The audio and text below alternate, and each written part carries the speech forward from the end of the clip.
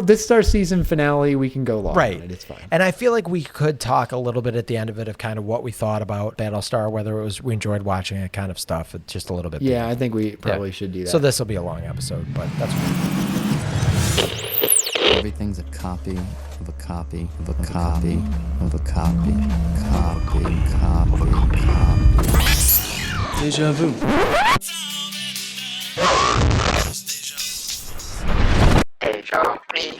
Hello, everyone, and welcome to the Deja Reviewed podcast, where we talk about the original versions of TV shows and movies that were later rebooted. In Season 2, we're discussing the first and only season of the original Battlestar Galactica. I'm Michael. And I'm Mark. And today, we're discussing Episode 18, Murder on the Rising Star. And Murder on the Rising Star originally aired on February 18th, 1979. It was written by Glenn A. Larson, Donald P. Belisario, and Jim Carlson, directed by Rod Holcomb, and starring, as always, Richard Hatch, Dirk Benedict, Lorne Greene, Herbert Jefferson Jr., the guy who played Gaius, all those characters that you've come to love to hate. What do you want, Starbuck? If you said I'll leave you alone. You got it! That's enough, both of you! Stay out of this. Why, so you two can bash each other's heads in? I said stay out of it! Starbuck, either one of you puts a hand on the other one, I'm gonna put you both on report. You'll be grounded for at least a sec time. You wouldn't do that. Try me. All right, Starbuck. We'll finish this another time, when your woman's not around. From IMDb, the description of this episode: Starbuck is framed for murder of a sports rival. Let me correct that and say Starbuck is framed for the murder of a sports rival. Apollo suspects Baltar, but Adama agrees to charge Starbuck and try him for murder until Apollo can come up with some proof that he didn't do it. He being Starbuck, because we know Apollo didn't do it because he had an alibi of being on the triad court. And that Adama didn't do it. And also, that's a terrible summary. I don't recall Apollo suspecting Baltar. Yeah, nobody ever suspects Baltar. Also, if Baltar's like the in prison. first 2/3 of the episode is they did a good job, I don't want to jump ahead but we're not sure if Starbuck did it or not. It's one of those classic wrong man sort of things where all the evidence is pointing to him and we never saw the murder. So you don't start your description with Starbuck is framed for murder. Yes. Okay. And can I succinctly summarize this episode as Law and Order BSG? That's exact. I didn't say BSG. That's much smarter than me. But I finished watching this and I was talking with Jessica and said, yeah, so we just watched the latest Battlestar. It's basically Law and Order. Yes, it was 100% Law and Order. And I'm not a big Law and Order fan, but I was absolutely into this episode. Not to spoil it. I'm very glad because, Mark, we discussed before this episode, especially with NBC.com, forcing us, if you guys are wondering, you did not miss a bunch of episodes. We had to skip ahead to episode 18 because we couldn't find episode 10 on NBC.com, which would have been the next in our sequence. And our listener had suggested that we at least watch one triad episode, which is the sport on the Battlestar, before we wrapped. And I'm very thankful. I'm so thankful that I can't remember this listener's name. It was Allison, and thanks to Allison for suggesting that. I'm also with Mike. This was a great episode to wrap up this season on. I also really liked it. It was my favorite episode, not to spoil our ratings later on, but I enjoyed the heck out of this episode. Yeah, and I enjoyed it in a very Law and Order sort of satisfying way. Yes, they're also doing a new Law and Order spinoff, which I don't know if the original's still running. Stabler's coming back. Yeah, it's a organized crime, I think is the subheading. But man, they've just, Dick Wolf and NBC have just milked that franchise for just the gift that keeps on giving. Mike, I have a couple quick notes before we get into further discussion of Murder on the Rising Star on prior things from past episodes. You could say mistakes that I made. Not all mistakes, just some prior notes. So going back 2 weeks to when we discussed Justice League, I did have a chance to watch the 4-hour cut. I don't know that I would recommend it unless you are a big hardcore DC or Zack Snyder fan, but it is much, much better than the original Joss Whedon one was. So that was true. I will also say I've been recommending it to all my students. We talked about this on our episode about how I was just fascinated with the idea of seeing the same material by two different directors. It is completely amazing from that standpoint. I was actually talking with somebody the other day. I'm like, if you wanted like 6 hours of good films, I could give you 6 hours of much better films. If you wanted 6 hours of worse films, I could give you 6 hours of much worse films. But if you wanted 6 hours of like, I want to understand what it means for a director to have a vision. Yeah. I would be hard pressed to come up with something more educational than watching those two versions back to back and just seeing how differently the same material was handled. As a film person, I was super fascinated, and there's definitely stuff where you saw footage that Joss Whedon had and chose not to use and replace with other things, and like, that was a super bizarre decision where he clearly had no idea what he was trying to say or do. So anyway, for those who are interested in that sort of filmmaking and what does a director do aspect of it, I would highly recommend it. And I actually think it's almost more valuable if you don't particularly care about the movie or the characters in that sense and are just sort of watching to see the different choices they made. The downside is I only think it's valuable if you watch both. So you have to suffer through the 2-hour bad version and then the 4-hour much better, although still not my cup of tea version, for it to make sense. But that's, you alluded to earlier, Mark. I wonder if this will be a thing that you and fellow film professors end up teaching as like a lesson in what difference a director can make in the direction of a movie. 100%. I'm already figuring out how to work parts of it into some of my classes for exactly that. We already talked about it in 2 of my different classes. This is not a bad thing. It's partly why the example is so good, but it's what makes it challenging for class is it'd be really easy to pull like excerpts and like, let's see how this scene was done versus how this scene was done. The thing that makes it so amazing as a sort of teaching or learning device about this is watching them in their entirety and seeing like decisions made in one scene, how they pay off or don't pay off in another scene, and how this theme is raised here and then abandoned or paid off in 6 other scenes later on. I wish it was like a shorter movie in both versions for that, but yeah. Anyway, that's my sort of just spiel about that, and I'm actually writing up some stuff on it right now for other venues. But one thing I did want to mention based on our episode specifically was you had given a particular shout out to the Danny Elfman score. Danny Elfman was brought on by Joss Whedon, and his score is completely gone. It's the original person who scored the movie. Oh, no. I thought the score was actually quite good. It's a very different tone. You can tell. Oh, okay. You can tell why Zack Snyder didn't want to use Danny Elfman's for this version of the movie. And honestly, I kind of see however much of the score would have been done at the point where Joss Whedon came on. I can tell why he wanted something different for what he was doing. But sad for you, Danny Elfman's score is gone. Oh, no. Danny Elfman is doing fine. He makes like 7 figures per movie, so...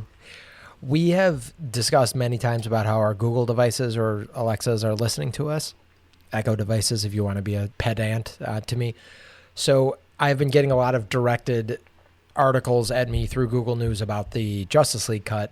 And one of the things I had alluded to in the Justice League, or in our discussion of it, was maybe it would be wise to lean very heavily into the dark gritty. And I got an article, I felt very seen by this article, because it was basically like, DC should not go in Zack Snyder's direction. Because this is too dark and too gritty, and they need to be more like Marvel. And I guess that's the other thing. If you want to ape one of the most successful film franchises in history, maybe doing the opposite isn't the good thing. I still, though, don't think you're ever going to be Marvel. You're not going to capture that tone.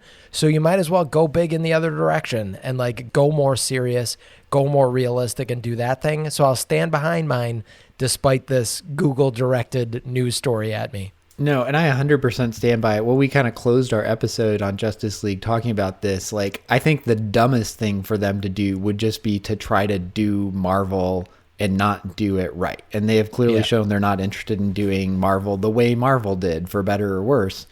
And so either try to do that franchise thing, but go a very different, dark, gritty direction, or I actually really like what they're apparently trying to do now. And I think there's some new leadership at Warner Brothers, because I imagine some of the people behind the original films got fired, where they're, letting multiple versions of the same heroes exist and like just letting people play with it and not trying to have it all fit into one universe. I think that's probably smart.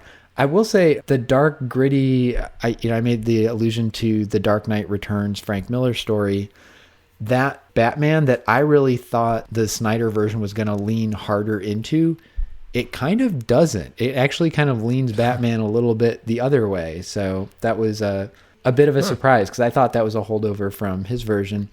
The other thing I'll say, and then we'll leave Justice League and get back to Battlestar, because this is an episode I want to talk about. I like this one quite a bit, as I know you did, is I was thinking about it, and what's weird with this whole thing is I don't think anyone comes off well out of this. Like, Joss Whedon clearly came off badly for not just all the stuff going on set or the disaster of the movie, but you see the Zack Snyder version and see stuff that he had to work with and chose not to use and change and make worse.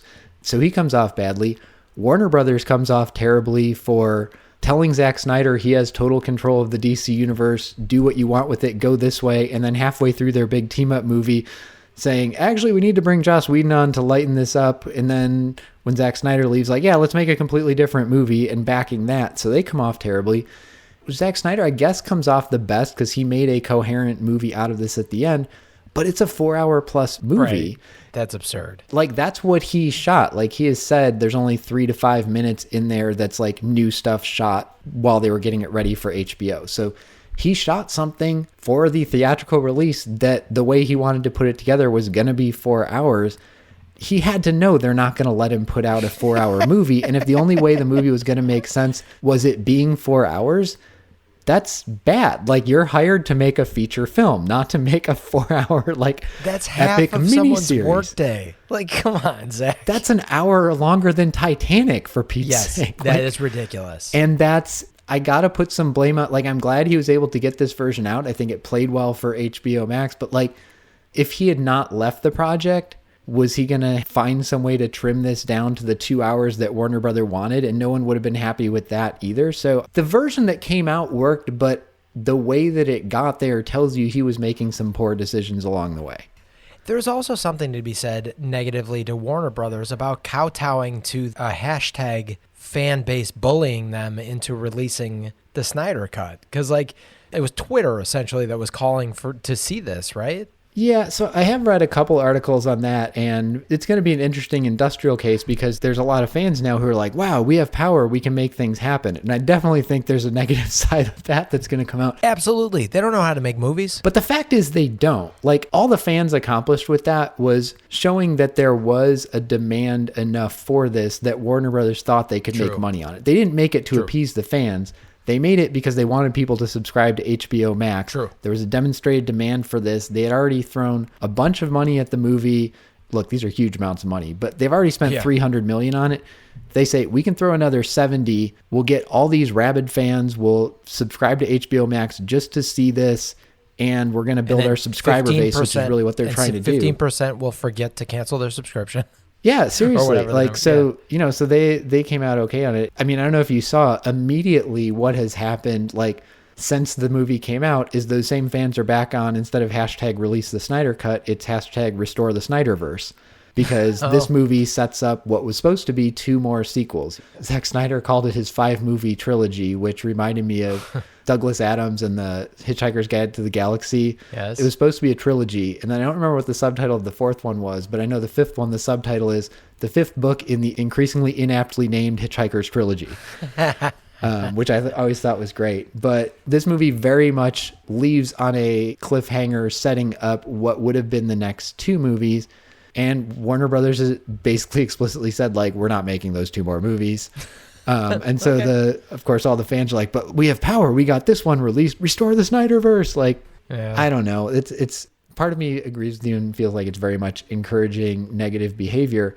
On the flip side, the thing that seems weird to me is Warner Brothers has now embraced this strategy of, we can have multiple Batmen, we can have multiple universes, multiple versions of Joker and stuff. Like, why not let Zack Snyder have his version of it? Like, why not keep making those while you're making the other things? I don't know. Yeah. And those movies are made for the fans. I just want to drop in something completely unrelated to BSG and Justice League, just because it's something that I feel like you brought up a lot in this season that I finally got to see, and we went a little bit back and forth on Twitter. I finally did get to see Tenet. Oh. And I was glad, because Kelsey and I were having a very hard time following what was going on, because a lot of times we could not hear what was happening because, like, the sound effects were so overwhelming. And after you and I were discussing it on Twitter, I'm like, oh, that's right. Mark did mention that, how badly, well, not how badly, because they mixed the sound intentionally that way, but it was already a difficult movie to follow. And I'm getting a little sick of movies like that where it's just like, hey, we're just trying to be super clever. And like, you know what? You don't have to think about this, like, because you won't be able to figure it out. And it doesn't really make sense if you look at it too closely. And so I felt like right in the first 5 minutes of that movie, I was like, okay, it's going to be one of those kind of movies. I'm not going to try and guess along what's happening. I'm just going to enjoy the ride. And I enjoyed it for that. I thought the performances were good and I thought it was fun and it wasn't terribly. The biggest problem with following it, I found, was missing key parts of dialogue that were I couldn't adjust our sound quickly enough to hear the dialogue without blowing out my eardrums from a booming bassy sound a second later.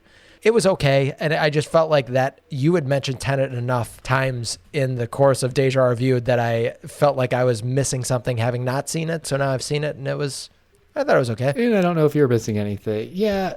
So I won't reiterate the whole thing. If you're curious, we'll post a link to, I had a very long Twitter thread about Tenet after I saw it, specifically about the sound mix. And Mike's right. Like, I had the same experience. It's very hard to make things out. And there's accents too. The basic point of my thread was, I get this was intentional. It's not badly done. Like, they came out like, oh crap, we couldn't hear the dialogue. We screwed it all up. Like, they did what they wanted to. I think they picked a dumb movie to do it on because it is this sort of trying to follow the complicated plot and all these plot machinations. And you're getting lost because you're just missing key parts because you couldn't hear it. That would have been a really interesting stylistic choice to try on something on a movie that wasn't about the plot mechanics. Right. Like, yeah, I don't know. I can't think of a good example of a movie, maybe Justice League, where you would be better off drowning out the dialogue. But like, I felt like it was a weird choice for anything because why are you wasting my time with dialogue if it's that unimportant? Because I know you've written plenty of screenplays, Mark. They say that the dialogue is, for the most part, the least important part of your screenplay. I don't know. I feel like that was just poorly... It was a poor choice, I thought, across the board, but I didn't dislike it. I enjoyed the movie. Like, it was a good movie-going experience. I like the sort of puzzle thing, but I think you hit the nail on the head with the word clever. I came out of that movie, I'm like, I wish that movie had tried to be entertaining instead of trying to be clever. Yes, and I'm sick of that trend. Like, and I liked Inception. I didn't think Inception was as confusing as a lot of people seem to. I thought we were walked a little bit more easily through that one, but like, and I liked Inception a lot. Yeah. At one point I had that on like my list of best films of the decade. Like, I really liked Inception. I would say I could see that. I really liked Inception too, but I feel like the success of Inception has led to people trying to confuse us. And like, maybe it's Memento, which is also a great movie in its own right, that Guy Pearce, who's the actor is Guy Pearce. Thank you. And it's not a Guy Ritchie movie because he's a director, right? Right. It's a Chris Nolan movie. Guy Ritchie did Lock, Stock, and Two Smoking Barrels. And... Oh, yeah. Okay. Yes. So Guy Pearce. Oh, yeah. And that is a Nolan. So maybe that was the inception of the deliberately confusing films. But I also found Memento followable. And Tenet, whether it be from drowning out important dialogue or just trying to be too cutesy, clever, like, we're so much smarter than you. It's like, you know what? I don't want to have a degree in nuclear physics to be able to watch your stupid movie. Like, that's why I'm at the movies, you idiot. Or else I'd be running a company. Although there are lots of movies that deal with nuclear physics where I wish somebody with a degree in nuclear physics had been on the movie to tell them how dumb some of their plot points were. Like that one with Morgan Freeman and Keanu Reeves. Didn't we talk about that one before? We have. Fusion. What is it called? It's something like it's about cold fusion, right? I'm gonna look it up. You keep talking. Yeah, I'm trying to. They like blow up Chicago almost at one point. I wish I could think of it. The other one that always drives me crazy. Chain Reaction. Thank you. Is The Saint, and I'm glad you said the Keanu Reeves and Morgan Freeman. Like, those are literally my two like go-to. Here is what happens when you have nobody who understands anything about science working on a movie where science. And look, the movies aren't about science. I get that's a MacGuffin. Fine. You don't have to be that dumb about it. Yeah. For those who haven't seen them, please don't see those movies. They're terrible. Chain Reaction, the science trick of it is they've found a way to create energy out of water, which they do by splitting the water into hydrogen and oxygen and then burning the hydrogen with oxygen, creating water. Second law of thermodynamics tells you all you're doing is losing energy. You cannot Yes, make energy absolutely. by doing a reaction and then undoing it. The Saint, someone has discovered the secret to cold fusion, wrote it down on 6 note cards, but they can't figure out what order the note card's in. Which, if Well, you there's knew only anything a about certain number science, of options. right? If you knew anything about science, usually it's pretty obvious what comes before and after. But even if it wasn't, if you knew nothing, try- you have 6 cards. There's only so many permutations. 100. Yeah. What would it be? 120. 6 times 5 something like times that? 4 times 3 times 2 times 1, right? Okay, 720. Right? Right. 6 If to it's the- the secret to cold fusion, Yeah. we'll try all 720. Yeah, you'd figure Fine. it out. Good points. So movies like that too, and I get you're right that those aren't necessarily about the science, but also you can just not worry about the science at a certain point too. Like a Back to the Future or a Ghostbusters, where it's like Right. there's this pseudoscience, and we're going to because we have a good story. We're going to tell a good story with good characters. Like when I was growing up, I shouldn't admit how old I was when I was still thinking this, but I like that you legitimately think you're thought, grown up now. but I legitimately thought like the stuff in Ghostbusters could exist because it was so gritty and so real, and the stuff in not Star Wars, but the stuff in Back to the Future could exist because it was so gritty and real, and they just talked nonsense really, but it was believable, and it didn't matter that it was science fiction because it was believable science fiction. So That's a great like, point. Or a Star Trek, you just say we have a warp drive, and we don't need to know Yeah. how a warp drive works. Like, Right. The problem comes when these people try to be too clever, to get back to that word, and they're like, let's make it something about real science. It's cold fusion. It's fusion through hydrogen or something. And they know just enough science to say something stupid, and then they leave it at that. Well, Mark, from personal experience, you and I have been working for years and years and years on a story that has a lot of time travel elements to it. And I think part of the reason that we've both been frustrated by it is we're too far in the weeds to be able to revert to a Back to the Future. It's fine. It's just a car that travels them through time. But we're not at a good space. We're not like, we don't have, PhDs in physics to be able to tell this story the way that we want to. What we really need to do is make enough money that we can hire just a PhD in physics that can fix all the physics for us and just be like, here's the story, fix the physics and tell us how this would work. So we're in a kind of an uncomfortable spot, which is probably why we spun our wheels for so long on that screenplay. Which is true, and you're right, we should get out of that spot and go more like Back to the Future. But I will say, we were at least smarter than the people who made Chain Reaction to the Saint. And, Oh, no and question. instead of saying, hey, the science here makes no sense, we need to figure it out, and that's where we get stuck. They're like, the science here makes sense, good words? No, I don't. And they just make the movie because they are idiots. That's the blissful. Sometimes I feel like having a little bit higher of an education's a curse because I think I'd be such a happier person if I was just blissfully unaware of what I don't know. But There's instead, a reason I know I'm an ignorance is idiot. bliss is a cliche. Yes. So, Okay, should we Mike, talk about can I bring us Battlestar back Galactica? to Battlestar with one other previous episode thing? I was Absolutely. listening to our last week episode as I was editing it. We were talking about the meaning of a centon, which we have been trying to figure out for all kinds of time. They introduced a new unit of time in this one, by the way, They and I have a note on did. that later on. Go on. But the thing I noticed about the centon is we basically, from previous episodes, had kind of figured out it was about a minute. But then I was thinking Centon, of centon is about a minute. And then they had the micron, which we 'Cause think there's is like a secton. second. Oh, I thought it was like secta or septa. I thought it sounded like minute, sounded like second, or like sounded like cent, like 100. I don't know. Whatever. it was. Go ahead. Anyway, so the point I was going to make, so you made the point in our last episode about the graph or the screen that the Cylons are watching as the Battlestar comes into range, which is somehow marked in centons, which, as you pointed out smartly, is a unit of time, not distance. We think. And we talked some about that. The thing I didn't notice until I was editing the episode was centons are no longer a minute there, even time-wise, because the amount of, like, they're in this rush to, like, we got to get in and blow up the thing before the Galactica gets there. And this all seems to take place over a period of like 5 or 10 minutes. And the Galactica travels 80 centons. Because if you're watching their thing or even the countdown, Dom's like, they got 70 centons left. And it seems like things are playing out more or less in real time. And it's like 5 or 10 minutes later that they're out of time. So even our Yes. assumption that a centon is a minute, even in time range, apparently continues to just be a mess.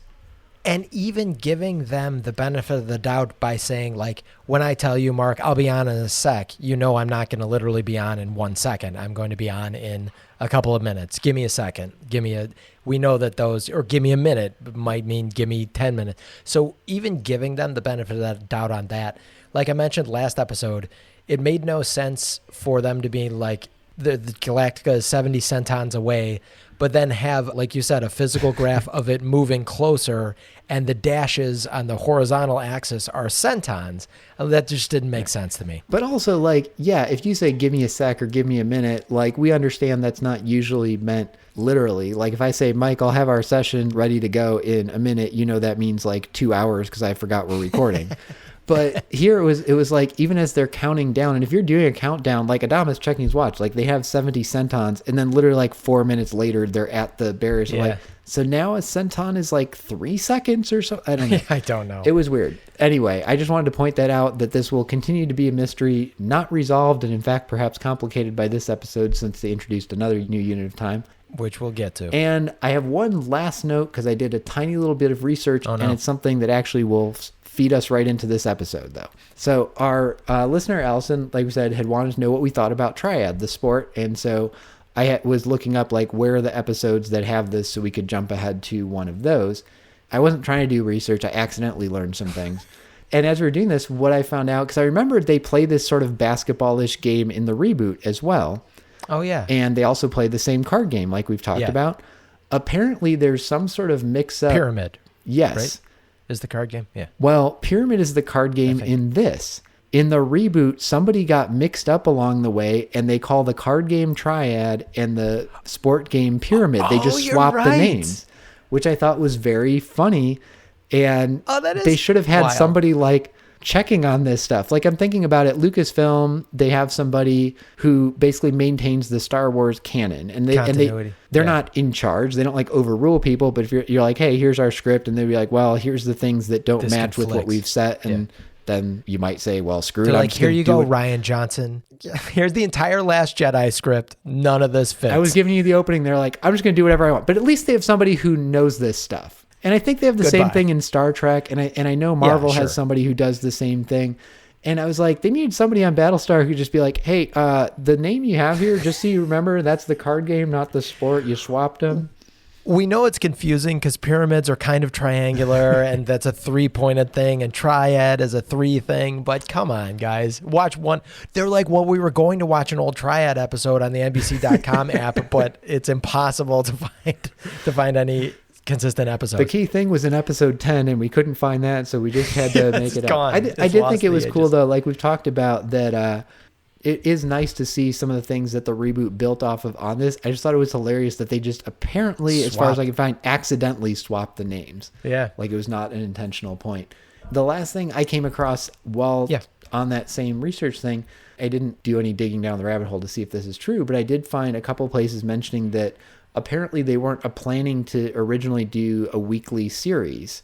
They were going to do kind of like mini series of Battlestar. And it would be like, we'll do 3 or 4 episodes as a mini series, and then maybe there'd be a break, and then, you know, another 2 or 3 episode mini series. And I found that interesting because we've talked about how they have so many multi-part episodes, and also how they seem to have trouble doing one-offs, at least early on they did, and then maybe they eventually figured it out. And it just struck me, maybe like if that's what they were originally planning, I don't know if this is true, because that would have taken more research than I was willing to do, or B, when that decision was made. But even if it was made like before they did episodes 4, 5, 6, whatever, but they had already staffed their writers' room and stuff, maybe they staffed it with people who are used to writing miniseries and they weren't really used to writing one-offs. I just thought that was interesting. Or movies in general. Or anything in general. Never written before. Okay, let's talk about Murder on the Rising Star, which I should note the murder does not occur on the Rising Star. Yeah, it does, doesn't it? Isn't that where the Triad court was? Is it? Because maybe because I thought later there was something where they're like, okay, we got to get off here to the Rising Star where the something's going to be. But the janitor I thought he was a janitor who finds the body was a card dealer on the Rising Star, and he had said he had just got off a shift.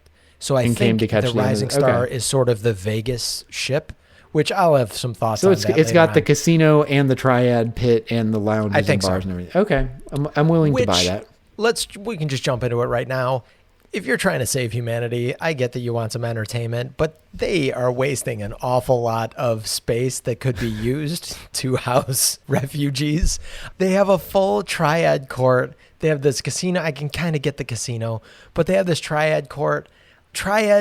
Well, okay, let's back up, because the whole thing, speaking of writing, starts with Adama dictating into a microphone, just talking about trying to find the lost colony of man. That is incorrect, Mike. The episode starts with their usual upcoming on without saying upcoming on, but this one actually, they figured out how to put it together. It looked pretty exciting. It gave the key plot points. I'm like, okay, I know what's going to happen, but I don't have the reveal of how it's all going to get resolved. I thought they actually did a pretty good job on that. And it wasn't obnoxiously long. No, I noticed. It was fairly short. Although they still have pretty long opening credits for an hour TV for show. Sure. But so Adama's dictating into his microphone or whatever, and the words are appearing on his computer screen. And can you imagine if your computer made these like weird computer sounds constantly when you were actually using your computer? Because it's like, bloop, bloop, bloop, bloop, like the whole time. We are getting closer to Earth. And once we have plotted her precise location... But it was bizarre. When they show Adama's face, you can't hear the computer at all. And then when they focus on the computer screen, you can hear it making all these weird computer sounds. And I thought that was odd. You could call it odd. I would call it bad. There's something we talk about in sound design class, which is building the world around, and the world extends beyond the edges of the frame. So things that are in the room making sound continue to make sound when they're not on screen. Yeah, it was like an early version of Dragon voice dictation. Yes. Which, like, I was like, okay, in the 70s, that would actually probably seem pretty cool. Like, you talk and it's translating your words into stuff, and it seemed to be more accurate than, honestly, half the time my voice dictation works when I'm trying to talk into my phone and, like, very true. Ask Google some question. It's like, were you asking about this? Like, no, I wasn't. We have a cat named Willis, so I will occasionally set a reminder to change Willis's litter. And every single time I do, it's like, okay, I'll remind you to change Wallace's ladder. I'm like, all right, I'll figure that out when it comes up. I don't know how many times I have said SMU, which I say a fair amount, given that I work there. And it somehow decides to translate this as ass in you. And I'm like, I hope I have never accidentally texted like somebody important with that. Like, to be fair, you do say ass in you just as much as you say SMU. I do, but usually not when I'm like dictating a memo to the provost or something. True. Okay, let's get to the real heart of this episode, the triad game.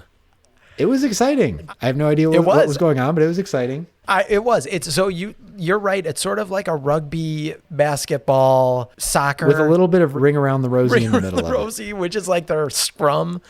Boomer is an announcer, which I thought was absolutely hysterical that Boomer's doing the announcing. Well, you remember you mentioned last episode about how every time something important happens, Boomer, Apollo, and Starbuck are always busy doing something else. And here I'm like, apparently like all playing triad, except Boomer's doing the announcing. Except later then he is like a triad player as well. I guess it was his day off. It was not his time. And Adama and Ty are sitting in a bar watching it. Yes, I thought that was so funny that they have the opportunity to go to this live event, presumably for free. I don't know, maybe presumably in the same ship that they're on. It's like right down. It was right down the hallway. Although I don't know if they were actually on the Rising Star, because I think that this was actually happening on the Rising Star, or else somebody really screwed up that title.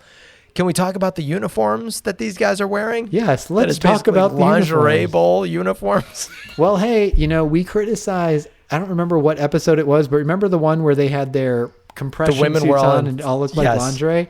And maybe this was the payback episode because the guys were literally wearing bras under their shoulder pads with He-Man cross vest thing. Yeah. I honestly can't adequately describe this. If for some reason you are listening to this episode without having watched it, go turn on just the first 3 seconds of it. Well, first 2 minutes because you have to get past the opening crawl and stuff. But to see these triad outfits, they are something else. They're basically He-Man with shoulder pads. I will probably pull a very sexy Dirk Benedict picture for the cover art for this episode. But yes, those uniforms didn't seem super practical because it seemed like there was a lot of tackling and sliding around, which I think you'd get a lot of carpet burn on a lot of exposed flesh. But they were very 70s. Yeah, the pads looked like they were supposed to be like protecting you from something, but I'm not sure what, because they were like on their shoulder and like part of their arm. Tiny shoulder and then they're pads, just like yeah. punching each other anyway. Right. And the rules seemed crazy. Also, this is skipping ahead a little bit, but it's so funny how long Apollo decides to continue wearing his uniform when he's going on this investigation. Because, like, he continues wearing this uniform for way too long. I think they should have just gone all in on that, and he's just wearing it the whole episode. Like, he's on the other ships looking for witnesses, still wearing his triad outfit. So you're right. Then we've got Adama and Ty basically watching this in like the owner's box, which is apparently down the hall from the actual game. And it's funny. Ty's like, hey, why don't we just go down to the hall and basically watch it in person? And Adama's like, I like the view and the company here better. And they're like getting hammered watching this game of Triad. And also, what's the point? I know, granted, they have closed circuit cameras in like the launch tubes and in wherever Starbuck is having sex on this ship, but like they got a lot including of closed the launch circuit tubes. We've got a lot of Big Brother watching the Battlestar, which is funny because you'd think they'd notice that nobody is following any sort of chain of command or doing anything. Well, I'm at not any sure point. who is in the chain of command because Ty and Adama are both watching. Athena's also watching. Boomer's commentating. Starbuck and Apollo, and apparently 2 other Viper pilots are who they're playing against. So who knows? Yes. I liked the bit with Ty and Adama. Like, it totally didn't fit with the rest of the episode, but it was hilarious. It's the first time I think we've seen Adama like really being playful. Ty's like, he's like super into it and watching, and Adama looks at him and he's like, if we left now, we could avoid the crowd. And Ty's like, what? avoid the It's traffic. Tide, and Adama's just like laughing. Yeah, that's very, very true. So Ortega is there on the other team. Starbuck and Apollo are playing this other team with some guy plus this guy Ortega. Wait, how many players are there? Because I thought it was 2-on-2, but then like when people get ejected or suspended, like other players come in and start playing too. I couldn't tell if it was like hockey where there was going to be like a power play, or like football where you always have to have the same number of guys no matter who gets kicked out. I have this exact note. So there are 4 guys on the court, and I was like, because Starbuck takes down Ortega in like the weirdest takedown ever. He like rolls into the backs of his legs and like takes him out. Sweep so the he and leg. Ortega both get kicked out. Yeah. And I wrote here, if 2 of the 4 people get ejected, what happens with the rest of the game? And it looked like there were subs, but then like at the end of the episode, like you said, when they're going to play Boomer's team, apparently they just ignore the subs because those 4 are waiting to go into the arena, and they're the only 4 that go into the arena. And I guess the subs are just like alternates. I don't know. It was a little Maybe confusing. they needed the sexy female pilots to be their backup subs, and that would have been an episode. Maybe that's episode 19, the lingerie bowl of Triad. Because this was, Send all they your were hate essentially mail to- wearing lingerie. Aside from noting they were wearing bras, my other note was, man, those are some short shorts, even by 70s standards. Yes, those uniforms were interesting. So Did you also like the referee who apparently is like not watching the game at all? Because there's only 4 guys on the court and they're always all right next to each other. And at one point, Ortega and Starbuck are just like beating on each other. And I forget if it's Adama and Ty watching, like, I guess the ref missed that one. Like something. yeah, well, and then they're always like it's the classic hockey rule. It's never the guy that starts the fight. It's always the second punch that gets caught. So that's basically what happens to Starbuck too. Although he does kick both of them out of there. And what you Which mentioned I think about was probably ring around actually the right decision. I mean, they were basically just like laying on the floor, wailing Murdering on each other. Yes. And your comment about the ring around the rosy was funny because when the ball's going to get put in play, almost like a tip off, they all like huddle in a circle and like rock back and forth with their arms around each other, and then the ball gets thrown in and then they all fight over Well, it. and you're right to compare it to rugby. It kind of looked like a rugby start of the scrum where everybody's like huddled together like that, except they were literally kind of like twirling in a circle. Right. Like, Yeah, they were twirling, not just rocking back and Yeah. forth. You're right, they were like running. Okay. I don't know. I All would right. like to see the rule book for this game and see exactly Yes. what happens. The closest thing, it was some sort of hybrid of rugby and basketball, but ultimately you have to put the ball through And this soccer, hole in the sort of. wall. Yeah. And like at one point, Starbuck gets a free throw and goes to basically stand where the free throw line would be and has to throw the ball through. So, Yes. but there was And I can't something with how remember they what- passed, like they had to like bounce the ball to each other or something. I don't know. I I remember don't like even- when Apollo was trying to get the ball to Starbuck and he would like have to whip it against the ground and it would like bounce up to him or something. I don't know.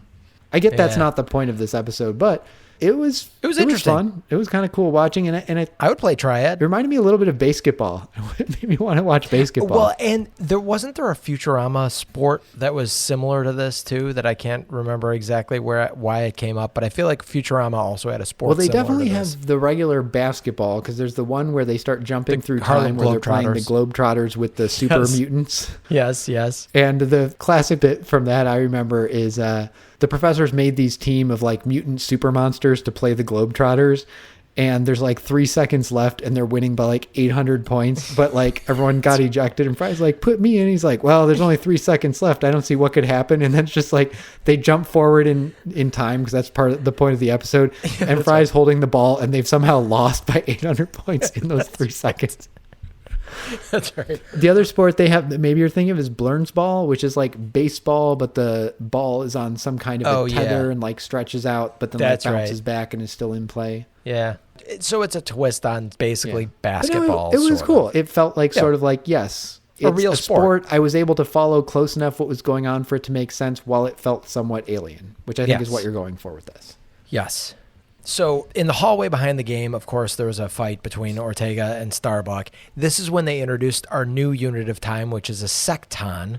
Starbuck is supposed to meet this. Was that It's Cassiopeia. Cassiopeia? Who, by Okay. the way, so he's her and Athena are apparently like best buds because they went to go watch the Triad match together and were like Yes. having a little like weird talking about Starbuck, who they're both still apparently infatuated with. We don't know what's happened in the intervening 7 episodes, we should point out. So maybe something happened that would have made some of this clear, but it seemed like it was still the same love triangle it was. But Cassiopeia and Athena are like, hey, let's just go both watch the game together and we can talk about Starbuck and be really coy about who's doing what with him. And there was also someone named Sheba, who, again, we've skipped basically 10 episodes at this point, that was, I think, introduced in the credits and mentioned. Yeah, and I that think don't she's the one recall sitting next seeing to her. them. And I think she's Okay. the one who is, you mentioned in the corridor when they're about to play Boomer's team at the end of the episode. I think she's the other woman there with them, but I don't know what her role is. Yes. Yeah. So- and, okay. and I won't blame that's our Battlestar fault. for that. No, we we skipped didn't. over. We a haven't bunch of watched episodes. one. So. There's crucial information coming up after this. But let's take a quick break now before we get to the murder on the Rising Star. Hey, Starbuck! Ortega's been killed. What? How? A laser. Someone saw you running, Starbuck. Wait, you don't think I had anything to do with it? Of course not, but we have to check your laser. Paulo? It's just procedure. It'd be the same for me or anybody else. Come on, buddy. I don't believe this. Okay, we are back discussing the murder, not the murder, just murder on the Rising Star. But we are back to discuss the murder on the Rising Star because Nicely said. Cassiopeia. Thank you.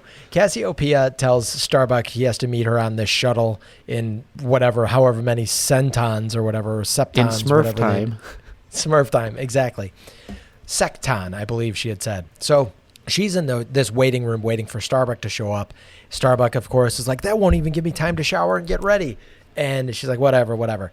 Wait, he And doesn't say so- to shower and get ready. He says, that's hardly time to turbo wash and dress. Fair enough. Fair enough. Turbo, that's not much of a turbo wash if you can't even do that. In I'm a couple picturing of they have the same septons. controller in the shower that they have for their Vipers, and there's just a turbo button, and you push it, and like it just showers you really fast. Drenches you.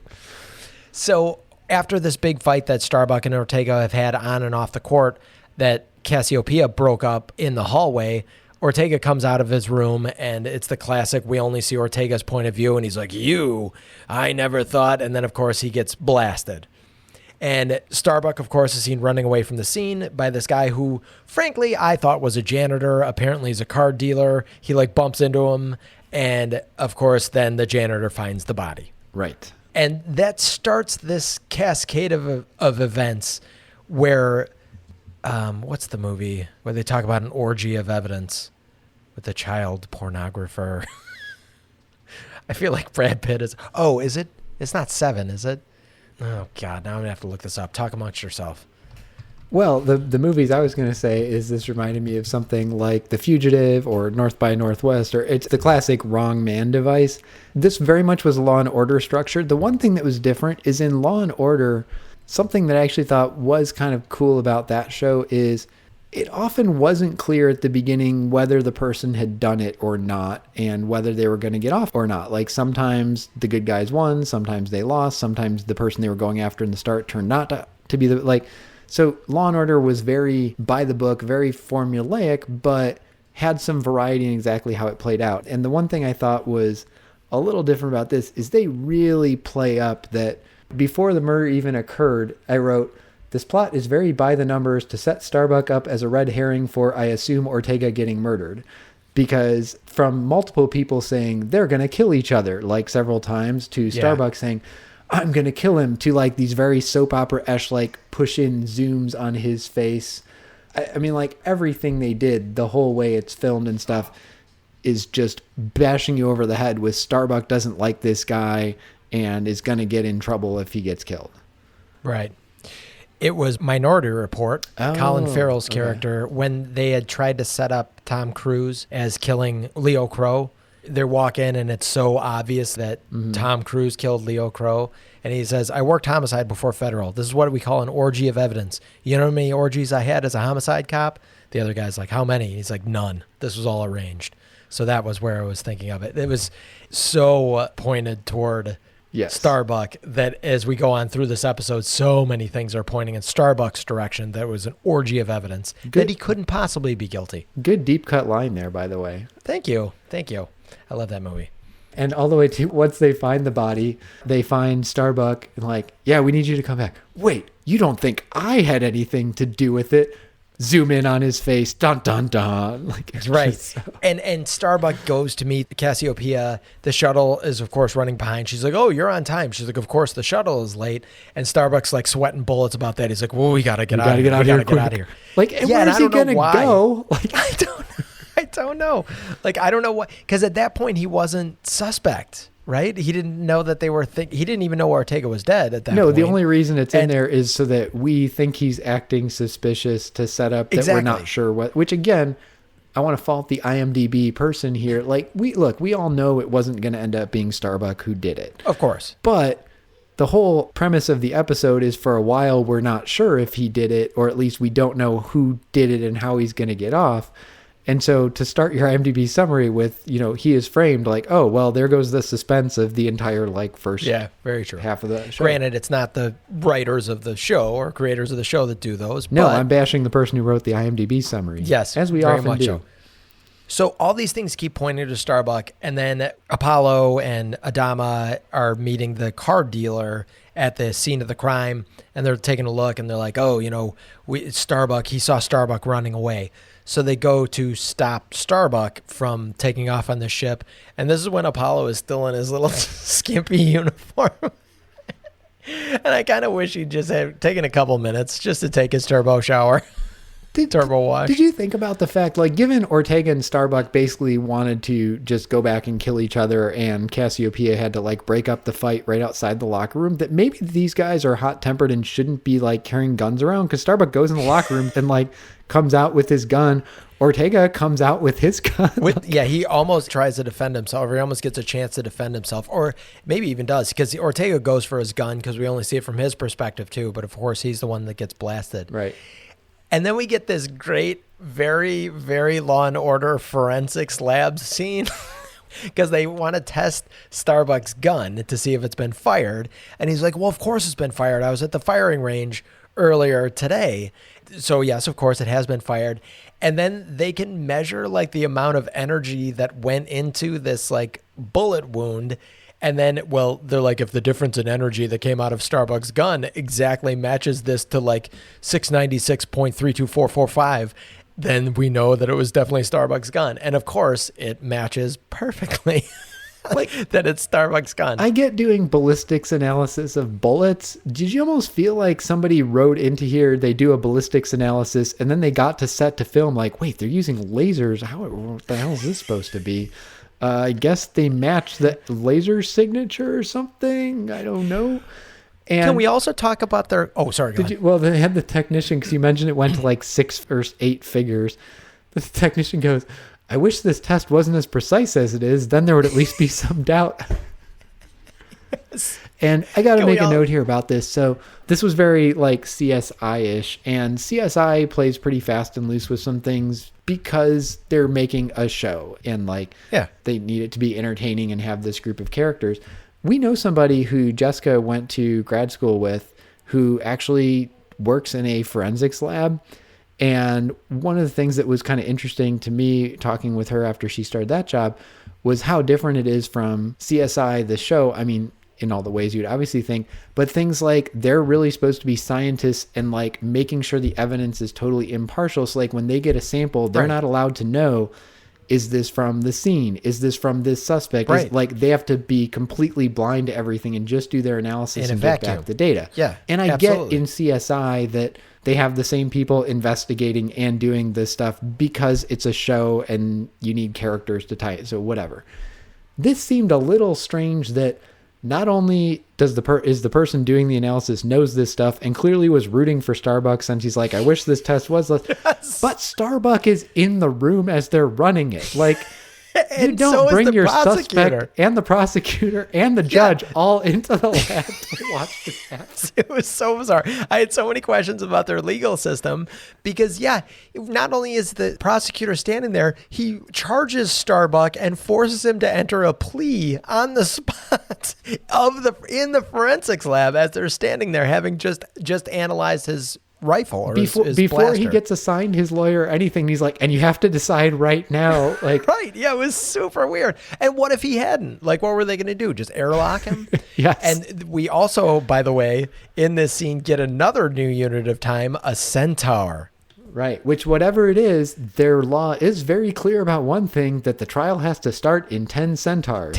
Which I think is days. That was my interpretation as well. Would be my guess. Because if it was hours, that's really mean. Yes.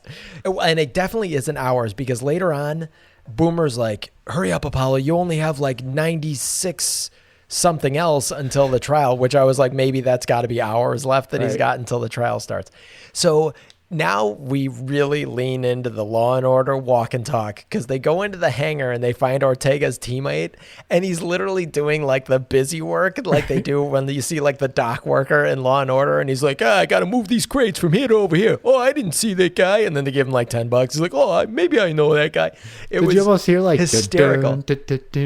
Oh, completely. It was like a hilarious walk and talk. But this guy had said that Ortega had mentioned that this guy Charybdis, was the only one that Ortega was actually afraid of.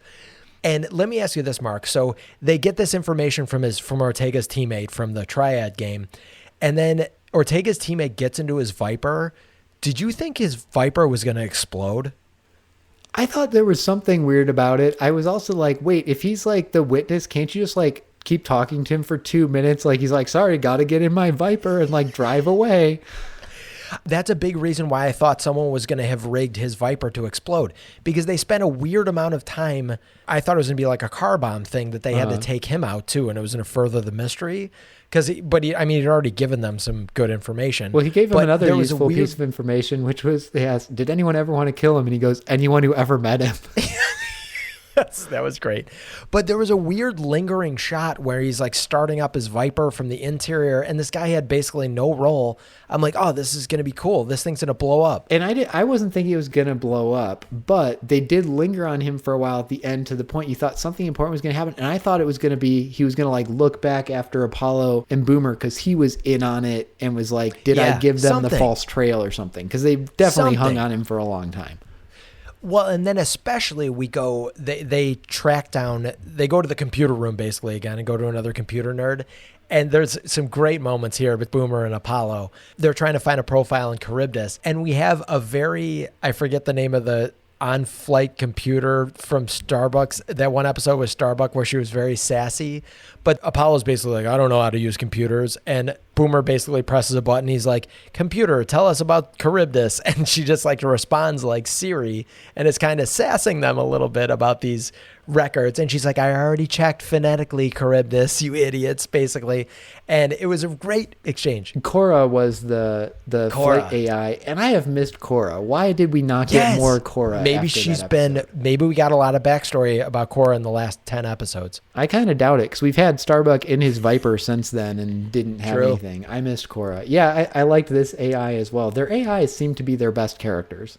Agreed. And by the way, I'm just looking at my notes, and from the thing you said, I have a specific note, like, why do we waste time showing Ortega's partner taking off and sitting in his Viper for so long? It was notable. I truly thought it was going to blow up. Like, I thought Viper had been sabotaged. That's where I thought it was leading. So maybe that was intentionally a misdirect, but it was very strange. So right after Boomer and Apollo on the computer, now we're in Starbuck's cell, and he's watching on TV the chief opposer, which I kind of liked. Like, their prosecutor is an opposer, their defender is a protector. Yeah.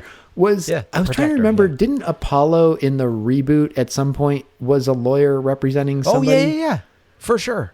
I can't off the Was top he of my head representing think- Richard Hatch's character? Probably. That would make a lot of sense. Yeah, so I was like, oh, this is a little thing that they ended up bringing back in the reboot with Apollo as the protector. But so the chief opposer's on TV being interviewed about the case, and he's basically like, well, he's clearly guilty by the preponderance of evidence. The only way he's going to get off is because Adama's biased towards him. I'm like, isn't Adama the judge? Like, usually if your lawyer like goes on TV and accuses the judge of being biased, that's not going to sit well. Right. And you know what's funny, though? At first, I thought the accuser, what's his name? The prosecutor, basically. Opposer. I thought the opposer was the judge at first. I thought so, too. He should not be on this talk show saying how guilty Starbuck is. No, I thought the same thing. I thought he was a judge because he was the one who like showed up and was like talking with him about his option. I don't know. That was a little weird. And can I also point out how their legal system needs clarity, but their social game is on point because they have talk shows, they have sporting events that are CC'd throughout they have a casino. Honestly, I feel like life is better for this fleet than it was before the Cylons attacked humanity and destroyed most of them. Fair. No argument there.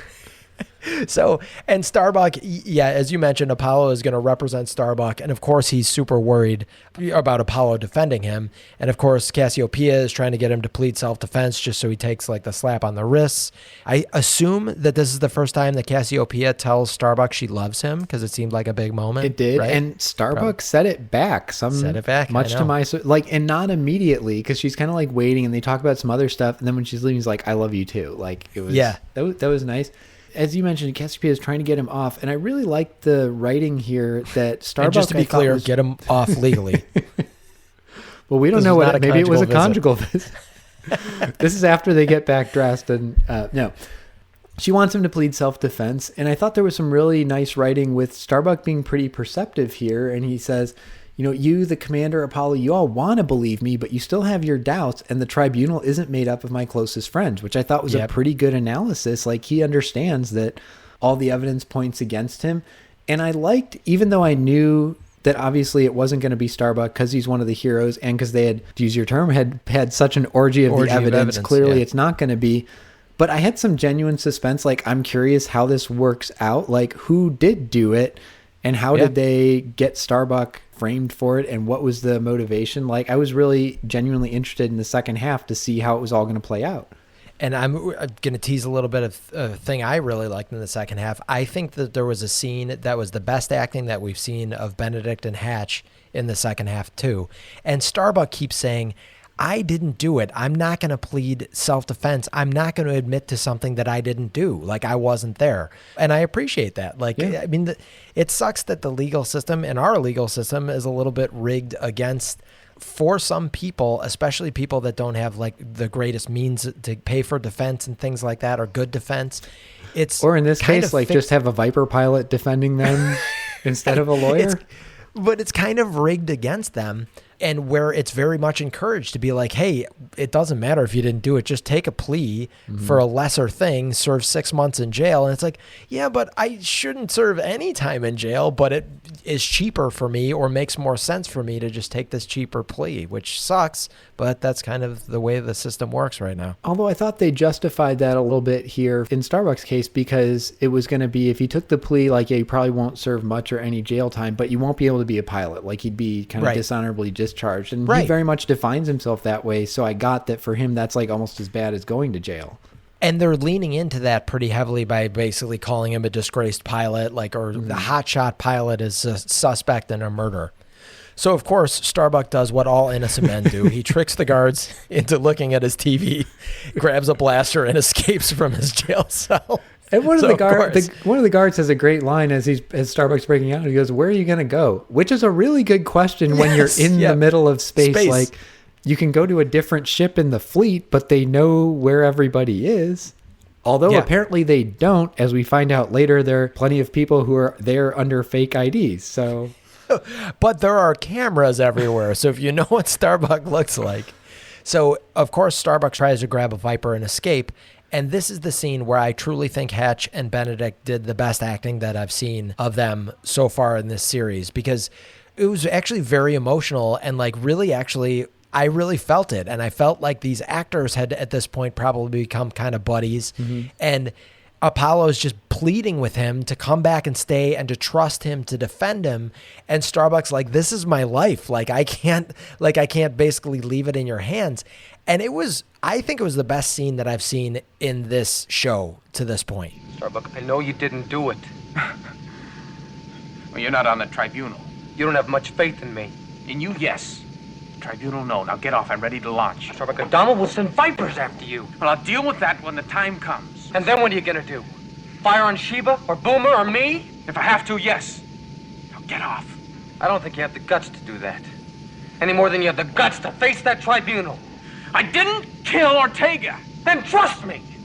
Give me the chance to prove you didn't. You've had your say, now get off. I'll take you down that launch tube with me. Okay. But I never thought I'd see Starbuck run from anything. That was a really good scene. You mentioned Starbuck says, "I can't kind of leave it in your hands." And there's this great moment of suspense where Apollo like walks away and Starbuck like pulls down the hatch, has his finger on the button, and decides to trust Apollo. And it is a big gamble because Apollo is basically saying, just put your faith in me. And look, I have friends that I have a lot of faith in. If one of them was defending me, you wouldn't trust with a murder charge. Well, and also it's not like Apollo says, put some faith in me. I have some leads. I'm working something. Like, he gives him no indication of anything he's doing or any defense he's working on. He's like, just trust me because I'm your friend. And at that point, Apollo didn't really have much to go on other than Charybdis, who he couldn't find. And now Apollo also has to defend him for a jailbreak charge and for threatening an officer with a gun. Which that part was conveniently just left out. I was like, it does seem odd whether he's found innocent or guilty. Shouldn't there be some kind of penalty for breaking out of prison and taking guards hostage? Like, that's probably a crime too. Also, we've talked before about the, let's say, lack of command structure on the Galactica and the poor control of the Vipers. This might be our most egregious case yet, where escaped prisoner Starbuck can just wander onto the deck. There's nobody there, get in a Viper and be ready to take off. Shouldn't there always be someone on duty in the hangar? Well, because that could imply to me anyone on Galactica can just wander onto the deck and take a Viper. Exactly. There should always be someone guarding those. So Apollo now starts launching into his defense plan. So he goes, in that scene between the two of them, there was one thing I thought was kind of funny. I agree. It was well acted. And I think you hit the nail on the head with their 18 episodes in now. They've figured out their characters and they have a relationship as characters and as actors. Yeah, exactly.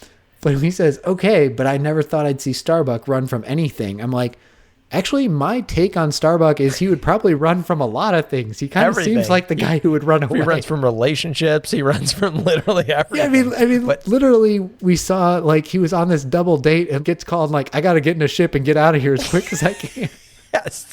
Yes. Although I will say, when it comes to bravery, he is usually at the forefront of the charge into it. He just doesn't That's fair. So I got what Apollo was getting at, but it was a very funny line. Cause I'm like, I'm pretty sure we've seen Apollo run away from multiple things. Yes. Sorry. So Apollo goes into Adama's office and is asking him for more time before the trial because he wants to try and find Charybdis. And Adama tells him that Charybdis is actually this guy Proteus.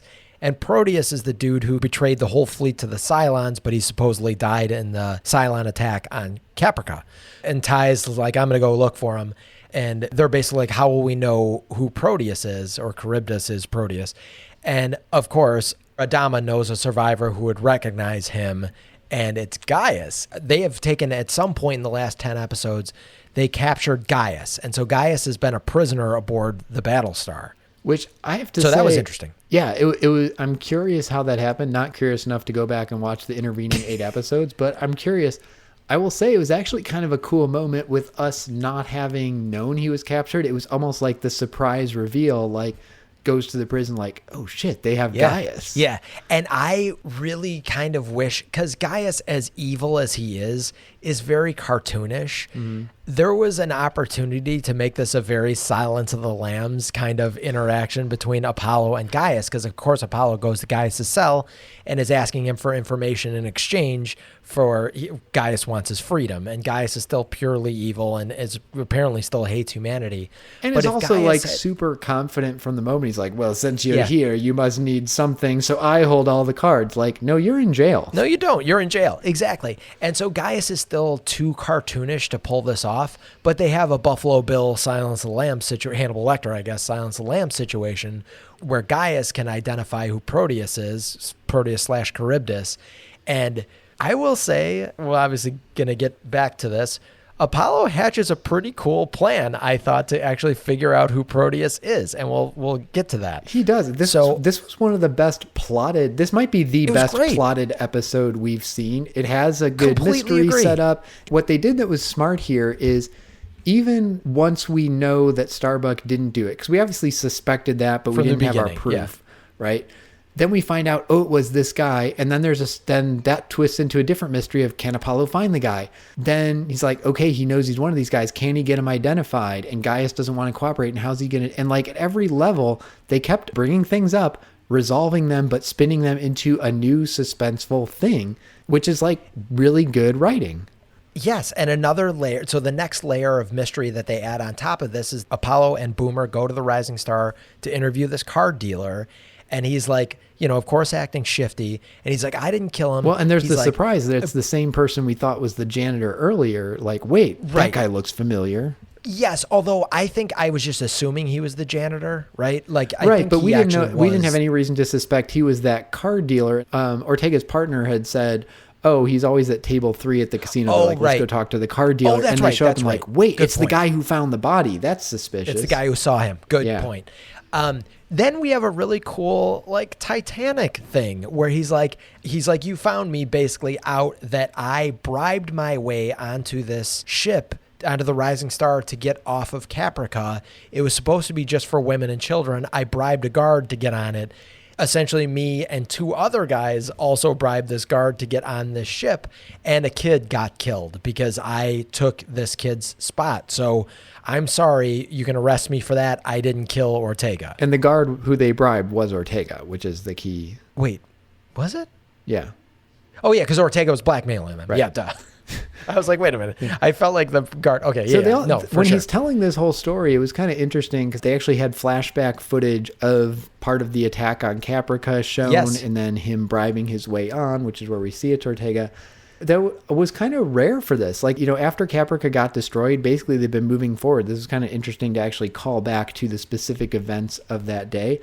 Yes. Also, this guy is like I was thinking of Will Ferrell's character from SNL when he would go on Weekend Update with, I have voice modulation syndrome. Because this guy is describing the destruction of their homeworld and bribing somebody and finding out a kid got killed because of it, and then finding the body of Ortega and everything.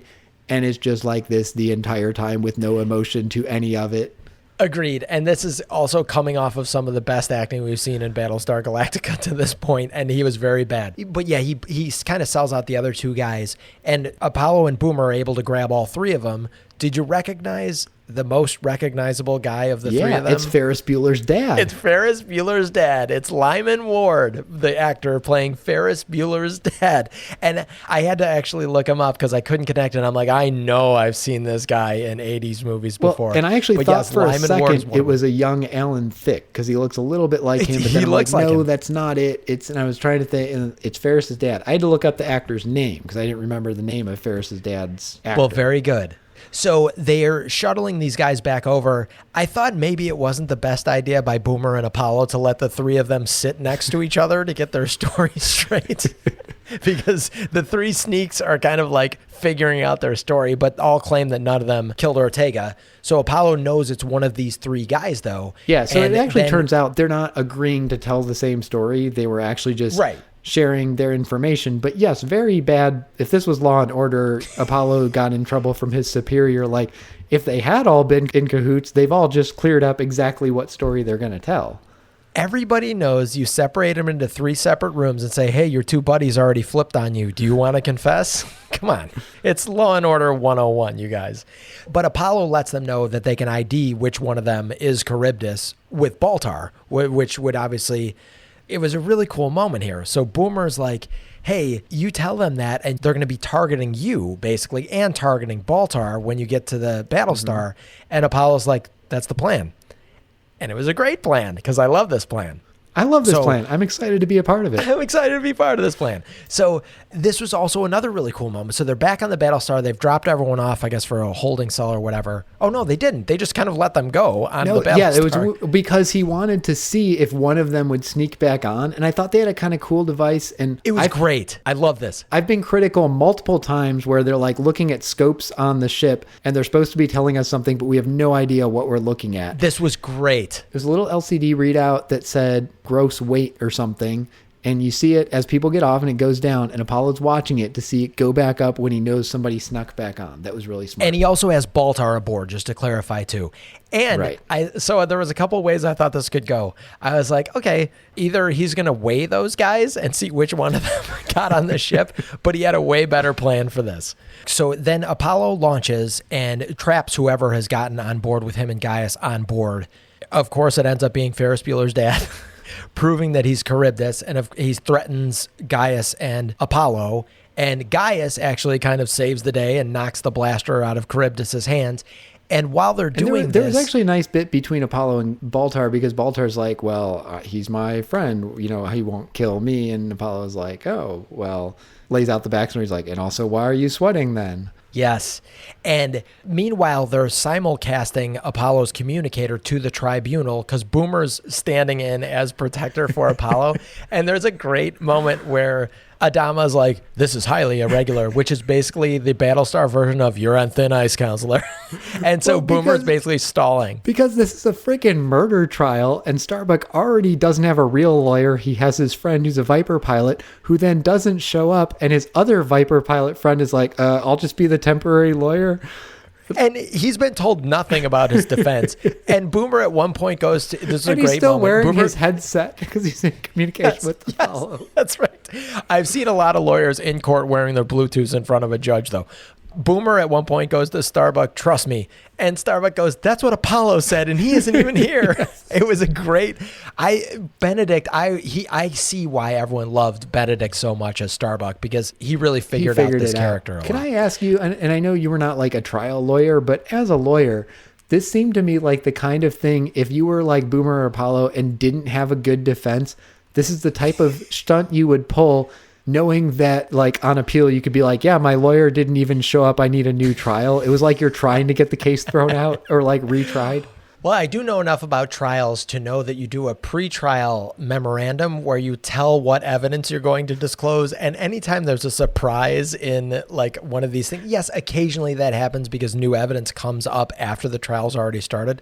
But everyone already knows the witnesses. Everyone already knows the evidence before. We're just about to argue it out. Have you ever been to a trial where the lawyer was on their Bluetooth and said, I just need to broadcast this Bluetooth conversation live because that's where our evidence is going to come out of, we hope?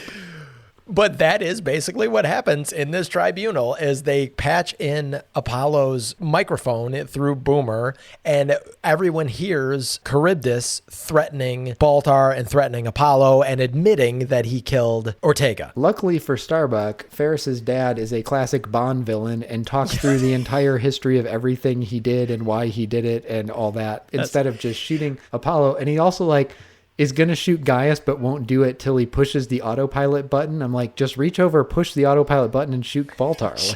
Yeah, it's that classic. You've done probably plenty of documentaries in your life, Mark, where you try and prep your documentary answer people. Like if I ask you, how did you meet your wife? You want to start your answer with, well, I met my wife, and you want to use their question as the answer. So Charybdis definitely does that. So hooray, hooray, tribunal hears, everything is fine. By the way, speaking of the trial, before we get to the end of that, Boomer has some really funny objections, or he has one really funny objection, and he's like, I object, and he just kind of makes something up. It was a good objection, but he didn't know how to phrase it. Just a centon. I mean, the opposer has not proved that such a relationship exists. And Adama's like, okay, well, that's not exactly how you're supposed to object, but gives him objections. Yeah, and I think part of what he was objecting to was the opposer was interrogating Cassiopeia. And about their relationship. And I think what he ends up saying is he hasn't established that they had a relationship, but also he was basically that's it. Saying, wait, you have a relationship with him and you don't remember every word he's ever said exactly as he said it? 'Cause she's like, yeah, we had the conversation. He's like, what were his exact words? She's like, I don't remember. He's like, oh, you can't remember? Right. Also, it is a little bit weird. We know, obviously, now that they have a triad court, they have a talk show stage or whatever in this fleet. They have a casino. They also have a full, very nice courtroom that is very fancy looking. With Adama, in addition, way worse courtrooms in addition to being the commander of their military and the head of their remaining 12 council, is also the Supreme Court justice. Yes, it was super He should be getting triple overtime for all the work he's doing. Of course, though, Starbuck is absolved of all this. He thanks Apollo, and Apollo says, don't thank me, thank Baltar. He saved both of us, but he's not very thrilled about it. Cut to Baltar in true cartoonist fashion, pouting and crossing his arms. Right. And a shot rung out. I assume Charybdis is the one that died because both Baltar and Apollo are, of course, safe. Yeah, although there was a nice little suspense there because we're listening to it and we hear the shot, but in a scuffle, but we don't know what happened. So yeah. And then the episode ends with a triad game where Starbuck and Apollo's team is playing Boomer's team or getting ready to play Boomer's team. And they just walk out into the court in their underwear and everyone gives a standing ovation, and it was cute. And that reminded me of a terrible scene in the second Harry Potter movie at the end where Hagrid has just been let out of prison and comes back and all the students do the slow clap and then stand up and there's wild applause for him. I'm most of these students don't know Hagrid. Half of them hate him. It was such a... Ugh. Chris Columbus, I was so glad when he did a great job casting those movies. Yes. Once they started getting other directors on them, then they started making good movies. But the first two are far and away the worst of that series because he had no idea what to do with them. And that scene always bugged me. Anywho. Yeah. Okay, Mark. Any other thoughts on this episode, Mark? Because we have a couple things to discuss. No, it was good. It was Let good. people know what we're going to do. You want to rate it first? Yeah, and I'll give this one a 5. This was on our 5 battle stars. This was a nicely put together episode. It was suspenseful the whole way through. Had some good jokes. I quite enjoyed it. I could have done for a little less telegraphing Starbuck as the red herring in the beginning, but look, on the Battlestar scale, from the writing to the acting to the editing to the shooting, this was probably the best put together episode we've seen too.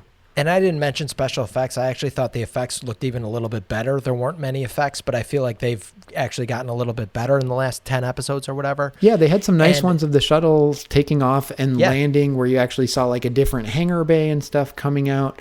And totally Mike, one thing I wanted to throw in here about the ships, just since you mentioned the effects, I was going to mention this earlier and forgot. I just started reading the Expanse book series. It's now, I think, a TV show, maybe on Netflix or something, but it's a 9-book series. Jessica had been reading it, really liked it, and so I started. And something interesting they talk about in there that I was then thinking about when I was watching this and looking at the ships, if you have ships that are made for space travel that don't have to land on or take off from planets, there's no need for aerodynamics. Like aerodynamics does nothing. Yeah. So you can make ships that are just giant boxes. And I was thinking about that and just thinking how interesting it is that sci-fi has still really clung to the trope of their ships have to look sleek and streamlined and stuff, even if they're for flying around in space where that would make no difference. Yeah. And the shuttle basically looked like a box. And Yeah. frankly, that lander that they went in the last episode that we watched was kind of boxy too. Yeah. I totally agree with you, Mark. This was a great episode to end on. So thank you to Allison again for suggesting that we look at a Triad one, because this was great.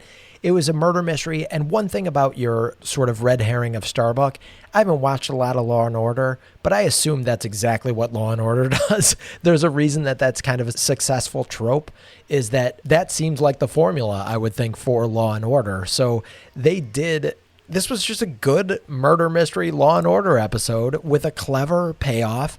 They didn't leave anything hanging. There were some cute moments. Like you mentioned, that was the first time we saw Adama be kind of playful and jokey. I don't know if he has been in the interim. For us, it was a good reveal that Gaius had been captured, because I didn't know who they were going to say would be able to identify Charybdis until they said that it was Gaius, or we saw that he was in Gaius's cell. And for me, that was the best acting that I think we've seen in this whole series.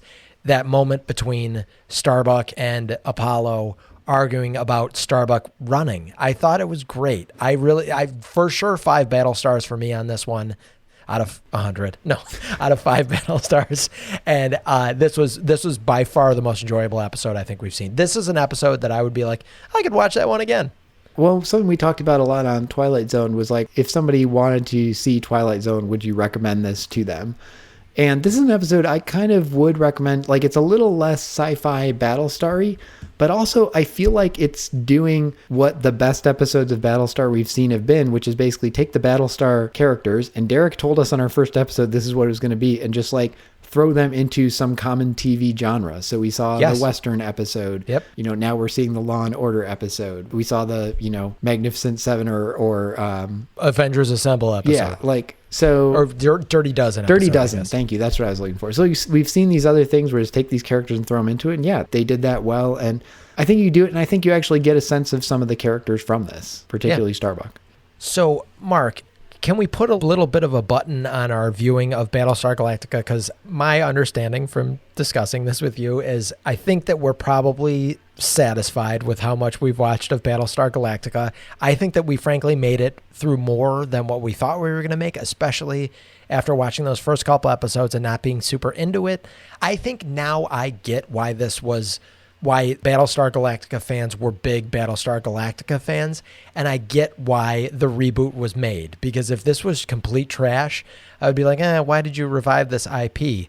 For sure, the reboot is definitely the one of the two that you should watch. And truthfully, one of the things that I've appreciated most about this season and looking at the old Battlestar is I am dying to go and rewatch the 2004 Battlestar again, because one of my favorite series of all time. And I feel like I've gotten a little bit more of the flavor of what the old one was, and we'll pick up those things like Triad and pyramids being reversed and things like that, which will be kind of satisfying, more satisfying than the first couple times I've watched it. Yeah, I actually got the whole 2004 reboot series in a Blu-ray box set for my birthday, and looking forward to that. Did you get that as well? I have had it for a while. I bought it basically right when it came out. Yeah, I think you said it really well, Mike. This is definitely, I think, as much Battlestar of the original as I need to watch. And partly because I'm just not sure. I enjoyed this episode. I've enjoyed several of the recent episodes, but I don't think we're getting a whole lot new out of them. Whereas when we were watching Twilight Zone, because that was an anthology, every episode we were really getting something different themes, different characters, often different directors. Yep. And I feel like we have a good sense at this point of what this is. I totally agree. We made it through more episodes than I thought we would. And part of that is because it legitimately got better. Like, they figured out what they were doing. They figured out these characters and figured out their niche. So I enjoyed it. And I do understand now why people have these fond memories, who were the fans of the original one. And I look kind of fondly on it too. Like, it's a fun show, and effects wise, very much for late 70s, what they were doing is really impressive. So do you think it's worth watching? If someone has not, of course, everyone that's listening to this has probably been watching along with us or has seen it before. But do you think that someone with no Battlestar background no loyalty to it, no love for it, because this was a little bit too early for my youth. Like this had come and gone before I was even born, basically. So, this was something that I had no experience with, had no nostalgia for. I don't think it's terrible. I would say no. The problem is there's so much stuff to watch. And so if someone said like, hey, I need to watch something, what should I watch? I was thinking of the original Battlestar Galactica. I'd say watch the reboot instead if you haven't watched that, or watch Breaking Bad, or watch Lost, or watch The X-Files, or watch early seasons of The Simpsons. Like, there's so much good stuff out there. I have a hard time recommending this. That said, if someone's like, hey, I'm really curious to watch Battlestar, I want to invest some time in that, is it terrible? I'd say no. Like, it's enjoyable. You will enjoy watching through it. I totally agree. And you have to get past the first couple episodes. Yes. And I would also say, if you just want to go right to the reboot, there are some nods in the reboot to this series that you will get if you've seen the original, but nothing that's going to confuse you. Like the cutting off the corners and the Starbuck as a character, frankly. Like you mentioned, their national anthem being the original theme song for the original show. Yeah, Derek brought that up to give him credit. And I think there's definitely stuff like, I'll be curious rewatching it to see what additional Easter eggs I pick up on. But I think that's a really good point, that it's Easter eggs. It's not like we talked about with Justice League, where you're like, I don't know what's going on because I missed the previous movie in this series. Right. There's not anything you're going to not understand because you didn't watch the original and jump into the reboot. It's more like you will catch some little things like, oh, that's a little nod back to the original there. Yeah. I will say, I think it's cool now to see how Benedict played Starbuck as a character versus how Katie Sackhoff played Starbuck as a character. And frankly, Ty and Edward James Olmos playing Adama, Jamie Bamber playing Apollo. That was fun, seeing the juxtaposition of how those characters were played. But for the most part, those characters are in spirit the same in the reboot as they are in the original. I don't think that they took a drastic turn with any one of those characters' attitudes, or actually other than Ty, because we saw Ty as a very straight-laced person in Herbert Jefferson playing him in the original, whereas Ty was, well, we won't give away spoilers for the end of the 24 series, but Ty right off the bat was a drunk. I mean, he seemed like a very competent XO when he was sober, but he usually wasn't sober. No, he wasn't sober a lot of the time, and he had a lot of demons that Herbert Jefferson did not have. I loved the portrayal of Ty in the reboot. And I loved Herbert Jefferson playing Ty in the original. He just was I would say he's the character that was played. He was an underused character. Yes, though. very true. And I would say he's the character that's played the most differently. Yeah, well, I would also say I think Adama is done very differently, but I think a lot of that is the writing. Something we talked about early on, and the thing I would go back to why one of the reasons I think the reboot is so much better is just thematically the themes that they latched onto and the conflicts they played up about the military versus the civilians, belief in the facts versus having faith. And I don't want to say issue, because I think it worked for what this show figured out that it was, which is a kind of weekly, fun, adventure-y sort of thing, more than a philosophical, deep drama. But Adama was just sort of it actually fits in very well with this episode where he was, in charge of the ship and the judge and in charge of the military and everything. Like, Adama was just everything and always right and always good. And it was so much more interesting in the reboot that they had really a very honorable but more flawed and second guessing himself sometimes character in Adama, and pairing that with President Rosalind. Like, that dynamic was so much more interesting. I was going to say the original series really missed a Mary McDonnell or President Rosalind character, because that made that series, the reboot. She was such an important character, and she was the heart versus Adama, Edward James Olmos being the spear, basically. She was the one that always kept them on track. Hey, we only have 64,000 people left. We have to do everything we can to protect these people. And something that was so compelling about that show is the number of times they were in conflict, wanted to do different things, but they were both justified. You totally understood why they wanted to do what they do, and there was a good, 100%. Solid rationale for it. And it wasn't like it was right versus wrong. It's how are you weighing these imperfect choices? And that made it much more interesting, as opposed to, you made the comment at one point here, where Adama, like, every time he just sort of guesses something, it's just always exactly what's happening. Yeah. And Right. I think Lorne Greene played him well for what this character was supposed to be, but he's a much less interesting character. And then obviously, I won't belabor it because we've talked about him at length, but taking this Gaius and making it into the Gaius in the reboot is phenomenal writing. To find in this super cheesy, Snidely Whiplash, mustache twirling villain, find the bones of what became the really most interesting character in the entire reboot in a series full of interesting characters is really something. I was just about to say that because after I said the most changed character, I'm like, wait a minute, Baltar. Like, we went from a Baltar that was an insanely one-note character to James Callis's portrayal. And again, the series Baltar, he did what he had to work with, but Baltar in the reboot is such a conflicted, amazing character, and James Callis does an incredible job portraying him, that I would say would be the most changed character, because at least Ty wasn't trying to constantly, well, I won't say much about Ty. This is one where I'll say, look, writing and acting in some ways go hand in hand. And we've talked about this with Starbuck in particular, that Katie Sackhoff's version of Starbuck is more interesting and complex, not because she's necessarily playing it better. I mean, she's playing it well, but Dirk Benedict is playing his character well, but he's given much less to work with. Right. That is certainly true of the two Gaiuses. I will also say, though, I think even with what he has to work with, this Gaius actor is mustache twirling to a degree that is not required by the writing. Agreed. He was not interesting, and there was no depth to that character whatsoever. So I would agree with you, Mark. I would say as a novelty, this might be worth watching. Frankly, the NBC.com site and the app have been so frustrating anyhow, it's probably not even worth your time. There is some interesting things to be had from this, watching the show, but I agree. I would say you don't need to have this show in the background to understand the reboot, and the reboot is significantly better. And we mentioned before the show, Mark, I would much rather go back and keep watching Twilight Zone. Mm-hmm. But speaking of that, we are going to take a break before season 3, right? Right. Okay. And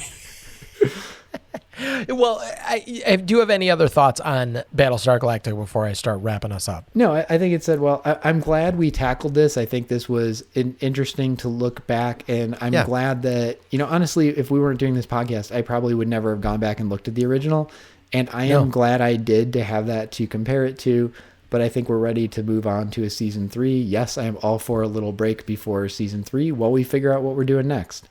Perfect. So thank you all for listening. This was Deja Reviewed. As Mark just said, we're going to take a little break and figure out what we're going to cover in season 3. If you have any ideas of what we should do, let us know. As you know, we look back at TV shows and movies that were later rebooted, or plays. I don't know. Give us something. Nope. Probably ideally not something that's relatively accessible, so you guys can watch it, so we can watch it. You can find us at Deja. I think one important lesson we learned from this is we're going to check accessibility, and if it's only available on the NBC app, we are not going to watch it. We will make a different decision. To be fair, though, that wasn't our fault that there was just who would have thought to check every single episode and then expect season or episode 10 to just not be there. That was bizarre. I think had we watched episode 1 from the start, we would have, because by episode 1, it was already clear their app was terrible. True. But at least we thought the stuff was accessible with some patience. So if you have suggestions that are available on like Netflix or Hulu or Amazon Prime or some other good streaming service, that would be preferable. Those would be ideal. Yeah. You can find us at DejaReview.com. You can find all of our social media, and you can send us messages. Tell us what to watch next. You can send us tweets, leave us voicemail, send us text messages. If you're enjoying Deja Reviewed, please leave us a rating and a comment wherever you're listening to us. And if you're enjoying the podcast, please subscribe and tell a bunch of people about it. And we will see you again in season 3. ? No, we'll see you again in season 3. We just don't know what we're doing yet, and we will let you know. Deja Review.